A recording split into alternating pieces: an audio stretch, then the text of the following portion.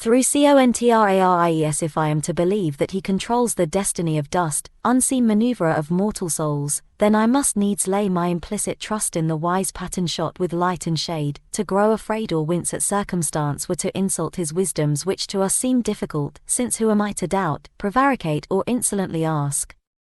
Both the enkindled flame and the flame put out are twin appearances of one same mask hiding his face, dark, undiscovered fountainhead of grace, the universe is his unique attire donned in a feast of forms. He has wed a mother's laughter to the funeral pyre on which her babe lies dead. Across eternity he walks alone, robed in a state of masteries, behind variety, rich monotone, between brief ever-changing contraries. No shape but casts a shadow, and no breath but serves a milestone mark measuring the inescapable road of death betwixt the light and dark. Thus, with my head low-bowed, unquestioning and uncomplaining man, I let myself be moved like to a cloud blindly across the heaven of his wide plan. Embarking I beloved, my life grows deeper and vaster beneath thy transfiguring touch. In gradual depth I will grow to a master and shall be acknowledged as such. Through airs that are dead and through clouds that are vapid, my flight grows more and more certain and rapid. The wings of my spirit move faster and faster. I am conscious, at least, of so much. With many a guerdon thy hands have booned me, beloved.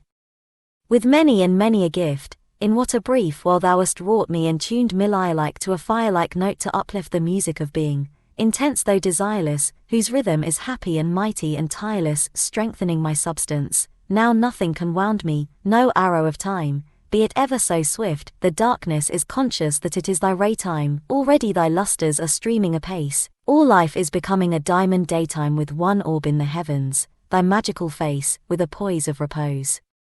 For constant neighbor, all labor is rapture, all rapture is labor. In eternity, time is only my playtime, since now I belong to thy love and thy grace. High vision to me groweth common as sparrow, as frequent as grass, as familiar as mud. The spring tides of myriad centuries narrow themselves in my heart. Thy all-mastering bud, whatever in nature is lovely and tender, occurs through my nature's immortal surrender to thee, O triumphant, whose white fire arroweth stained the dawn sky with my life's red blood. My seal of achievement is yonder sunsetting, whose sovereign color has set a mark on all past sorrow and past regretting, on all that was only a glare of the dark. Beloved, I am sure. And the boat is ready, the sail in the wind keeps silent and steady, on the dark rich waters of God, forgetting all distance and time. Behold I embark, white fire, who said my love was cold, apart, who dares to challenge the divine? Say, can the love within your heart bear the white flame that burns in mine? It is not distant and aloof as stars at midnight you behold through the blue slits along your roof, far and immeasurably cold. I am the richest fire of love that lit your body long ago. Like a warm cascade from above I pour into your world below. I rush across the mountain rim in liquid rapture, and possess the bride of life in every limb and hold her in a swift caress. 10 million bodies lust would turn to ashes in my fire. What can your drowsy world of dust know of my masterful desire? I kiss each tiny speck and grain until they glow in rapture. World, I am the fire that comes again and yet again to wed the world. I am mortal destroyer, all things the master can destroy and make the centuries disperse, full of the self-same generous joy that went to build the universe. Holding the heaven in his hand with graceful and untrembling ease, he can withdraw its wonder, and crumple its blue serenities. Say, is there aught he cannot do? Behold, with just one fleeting glance he can exile each drop of dew and stop the midnight's purple dance. The Lord of life is Lord of death, controller of all form and name. Lo, he can with a single breath extinguish time's poor candle flame. Raw material, had it not been for human grief, Godwards could not have known a leaf. Had it not been for human sorrow, today could not have met tomorrow. Man is an earthen pitcher wrought to shape upon his will of thought. The weakness in the clay that lingers strengthens the conscious potter's fingers. Exchange, nobody has given up anything for you. Each has brought an empty cup for the honeydew of your tender, silent sweet smile that conquers strife. Each has placed before your feet but a hollow life. What a pale and fugitive offering is ours, Master! What have we to give but life's faded flowers, and poor broken lamps of clay with their glimmers shed, shadows of a bygone day, music of the dead? We have only brought our pain like a desert bear. You have showered your gracious rain, cooling all the air of a lifetime that was spent in a barren way. you have given hue and scent to its desert clay. We have brought you sin and strife, scar and sore and burn, guerdon of eternal life has been your return. Dreams that cry and thoughts that drift we have brought you, yet you have given us the gift swiftly to forget. We have brought the poison bowl of lives undivine, you have changed each to a soul flooded with your wine, yeah, for every hurt and bruise, every broken power, love of human loves. You choose to return a flower, and behold, for every dark doubt that lurks in us you return a magic spark that soon works in us miracles of light on light as the days go. No, when we bring to you our night, you return us dawn. Who are we to ever deem we have given aught? You who dwell beyond our dream, far beyond our thought, high beyond all human speech, and our huge conceit, can we ever hope to reach to your lotus feet?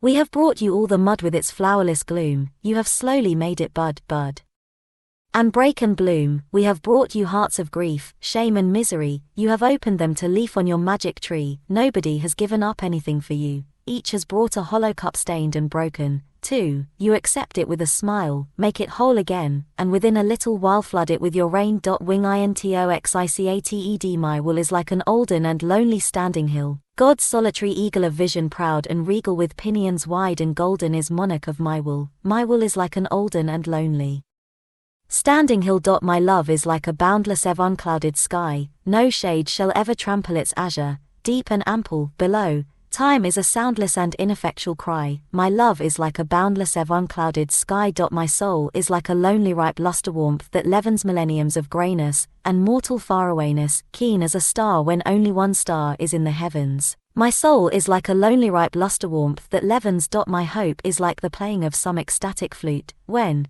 in unruffled weather, sweet angels meet together in heaven, holidaying in childhood absolute. My hope is like the playing of some ecstatic flute. My prayer is like a branching giant aspiring tree, rich with the bloom and wing time, God's everlasting springtime which ne'er hath known the blanching by winters that might be. My prayer is like a branching giant aspiring tree. My faith is like a mountain that rises higher and higher, nothing dare overcome it, since there, upon its summit, playeth the deathless fountain of death-consuming fire. My faith is like a mountain that rises higher and higher. Surrendery will cry out from my soul, thy will be done, all thy ways I will extol, thy will be done, naught shall hinder, naught shall bar me footfalls that journey far, since thou art my guiding star, thy will be done. I will praise thee in all pain, thy will be done, say again and yet again, thy will be done, though the world with gloom be rife and around me bitter strife, I will cry out of my life, thy will be done. I will bend before thy seat, thy will be done. I will kiss thy holy feet, thy will be done. Even should the future spring for my sake no blossom bring, I will like a glad bird sing, thy will be done. I shall whisper night and day, thy will be done. Every second I will say, thy will be done. Even should my life be null, even should my sky be dull and my soul a deathly lull, thy will be done. I have learned one note to strike, thy will be done. In both birth and death alike, thy will be done. Whether it be light or shade, blossom gift or dagger blade. Beloved, I am not afraid, thy will be done. Through the months and passing years, thy will be done. Through all laughters, through all tears, thy will be done. Through all loves that meet and part, through each glad or broken heart may the single sentence start, thy will be done. Daybreak, noon and evenfall, thy will be done. In the first birds and last birds call, thy will be done. In the joys of dawn that sprout and by evening are put out, let my soul arise and shout, thy will be done. In all gladness and all grief, thy will be done. In belief and unbelief, thy will be done. In all fullness and all dearth, in all sadness and all mirth, in all heaven and on earth, thy will be done. Thou art all in all to me, thy will be done. Beloved, I belong to thee, thy will be done. Thou wilt do as thou hast planned, thou hast taken me in hand, on thy truth I take my stand, thy will be done. Dark song the lamp is ready, but you forget your flame is not steady as yet. The shore is ready, but you are caught in the wild eddy of thought. The hush is ready, when will you tire of your dark-headed desire? Quest tireless I climb the thorny steep, a world of roses staking. My waking has become a sleep, my sleep become a waking, towards the near yet distant goal my feet go ever treading. I seek the silence of the soul, which is a master wedding. Each pointed thorn upon the way that bruises is but dating my progress in the faraway beauty where you are waiting. Something in me until the end will keep on ever humming, O mighty master. Gentle friend, accept me, I am coming.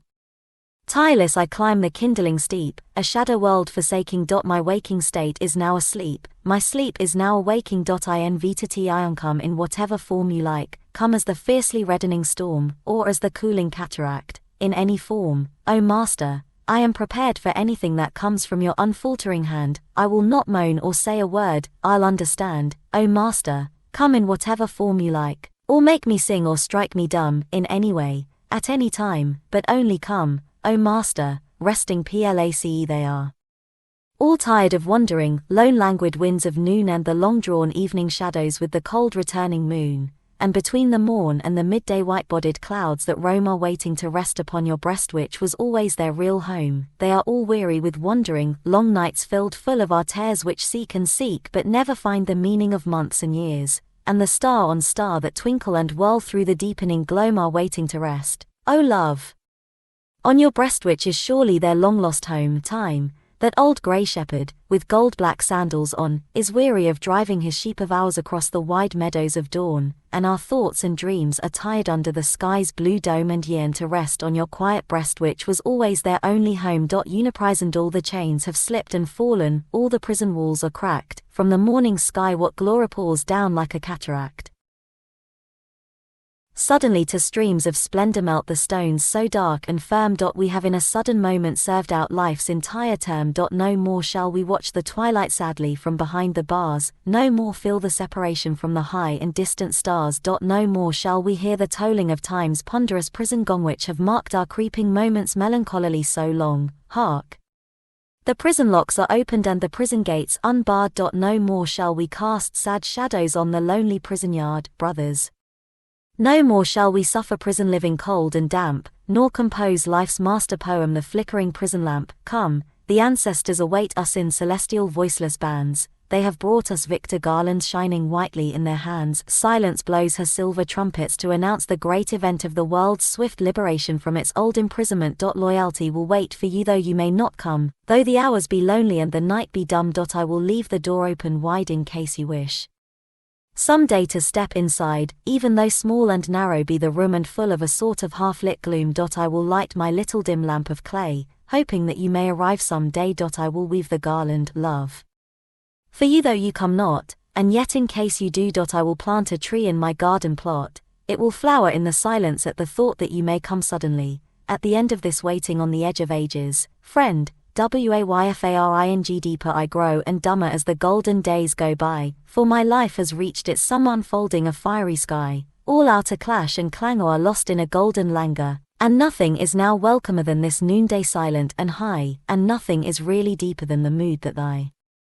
traveller knows, while treading the path that is steeper the further he travels and goes, while the naked noontide quivers on the open fields and rivers, and summer, the fiery reaper, goes reaping the heavenly glows. On the roadway each grain of gravel sun-kissed, is a jewel of price that flashes along my travel with not the same luster twice. Between strange lights I go ranging whose colors are always changing while my footfalls ever unravel thy road's long sacrifice. The travel shall never exhaust me whose feet with white fire are shod, with no one to greet or accost me. The loneliest path I have trod, I care not if sun rays blind me, for I have left seeing behind me, and with deep closed eyes I have lost mine an ultimate vision of God. I can feel both my heart and my head glow while I walk in the noonday heat, but soon I will meet with the red glow of the evening cool and sweet. But I who move higher and higher above earth's pathways of fire, shall behold in the lingering dead glow a homage of stars at my feet. Already the silence is swimming, the starry silence of one whose cool white beauty is brimming beyond every setting sun. Although I am drunk with its heady effulgence within,